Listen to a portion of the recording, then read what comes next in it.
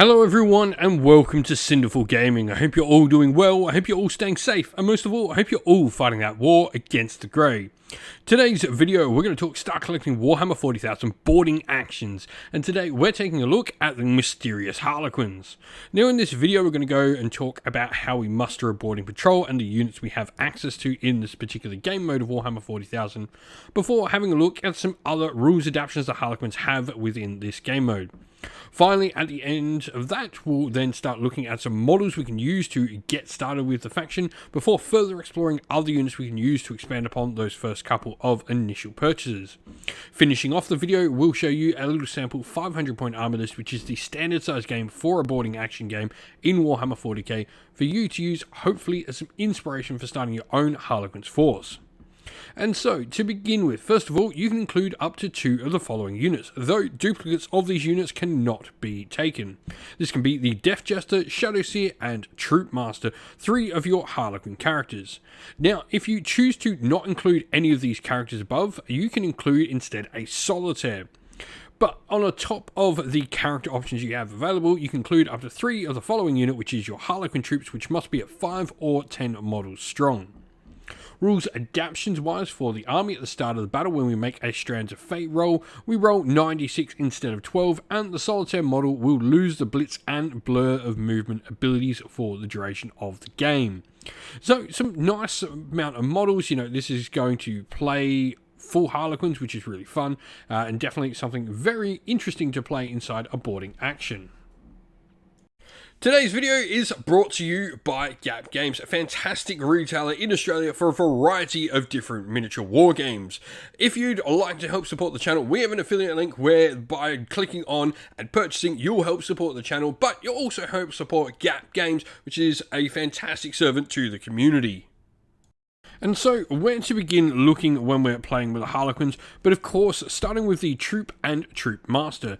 Now what's really cool is this actually is the same kit. You'll get 6 models in a Harlequin kit, which will allow you to build the Troop Master, who is pictured left on his own there, as well as inside the squad there, on the right for our pictures, but you'll get the 5 Troop models you need as well. So you definitely start acquiring a few Troop Masters as you build up some extra Troop boxes.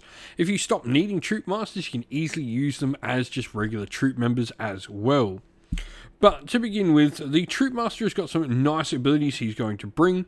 His main one is going to be the Choreographer of War, where while he is on the table, he can use the command point to spend and activate devastating wounds on nearby friendly troop units. And Sigorak's Favor is once per turn. When a fate dice is used to substitute a hit, wound, or saving throw made for this model, it can just automatically be a 6, which is really nice. Now, we then have his melee weapons, where we've got the option of a Harlequin special weapon or the Troop Master's Blade. On the Harlequin special weapon, we will have 5 attacks on a 2+ to hit, strength 4, -1 AP, damage 1. Though we can go with the Troop Master's Blade, which generally is the better weapon, with 6 attacks at 2+ to hit, strength 4, -2 AP, damage 1, so it is a little bit better of a weapon. Range weapon wise, we have some options as well, with a fusion pistol, which is a nice assault melted to pistol weapon with -4 AP, damage D3, and a strength of 8. The Neuro Disruptor is a particularly good weapon inside boarding actions with anti-infantry 2+, meaning we're going to be facing loads of infantry inside a boarding action, so why not grab it? And then you've also got the Shuriken pistol as well for a nice assault pistol weapon. Now, the troop themselves have the options of very much the same as your Troop Master. Your lead player is also going to be able to take a Harlequin special weapon or an Eldari Power Sword. The Eldari Power Sword is going to be pretty similar to the Harlequin Troop Master's weapon, where it's going to be that -2 AP, but you're going to have 5 attacks instead of the 6 there. And then you've also got, all the options for Harlequin special weapons, which the entire unit can choose to take. And for an amount of models, you can also include Neuro Disruptors and Fusion Pistols in the units as well. So you can have a nice amount of anti-infantry or even some just high strength, high damage weaponry in those Fusion Pistols as well. I think both of the pistol weapons really do offer a lot. You can have, that really nice anti-infantry weaponry, or you can as well start to go for looking at some high strength, high AP, high damage to potentially pop open some enemy Space Marines. Now, looking at where to go next for the Harlequin, obviously we're going to start talking about their particular characters that we have access to, and the first of these is the Shadowseer. So the Shadowseer has, first of all, its cool ability, which means it's going to be a psyker.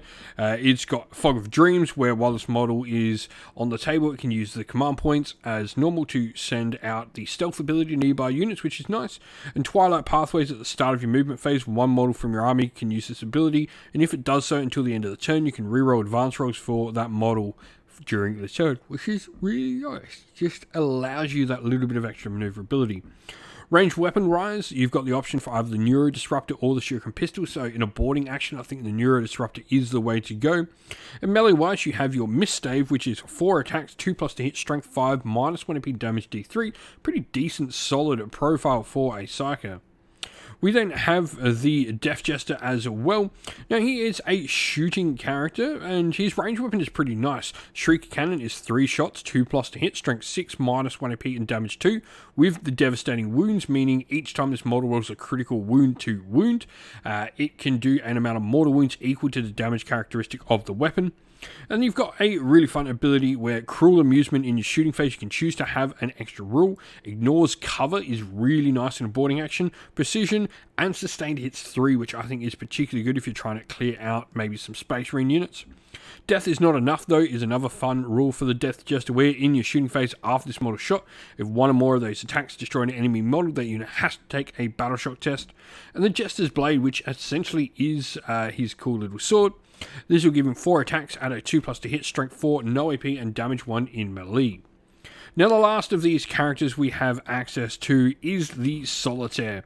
Solitaire is by far the most expensive character we're going to look to take in a Harlequin force, and of course if we take it, we are not going to have access to the other characters within the force.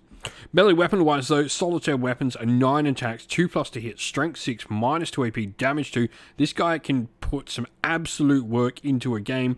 He of course though does lose Blitz and Blur of Movement, which is these 2 sort of unique rules, but he does continue to stay with Fights First, which is super powerful and can allow him to get the damage off in the game. He also has Invulnerable Save 3+ as well, with Toughness 3 and 3 wounds. He definitely does need it.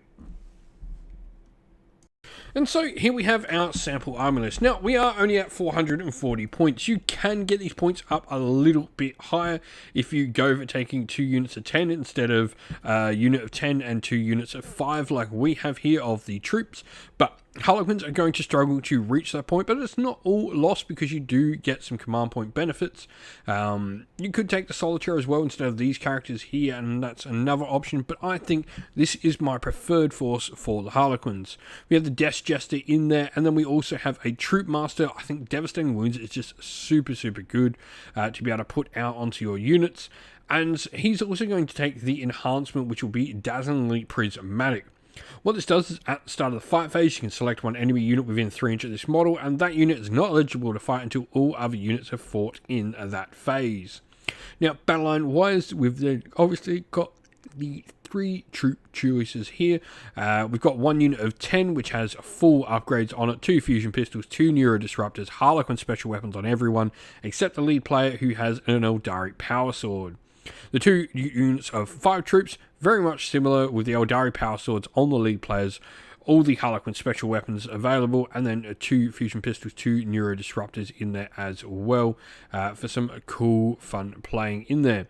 This is a fun little force. The Harlequins definitely have a lot of play in a boarding action. If you've got some games in with them in boarding actions, or you've got some ideas on how you build your own force, or if you've got a different favourite character option, if you do like the Solitaire, if you maybe want to bring in the Shadowseer, let us know your thoughts down in the comments below.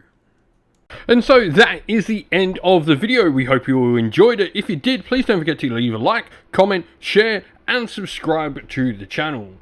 If you'd like to come chat more with me and other members of our great little community we have here at Sinful Gaming, we have a Discord server, which is linked down in the video's description.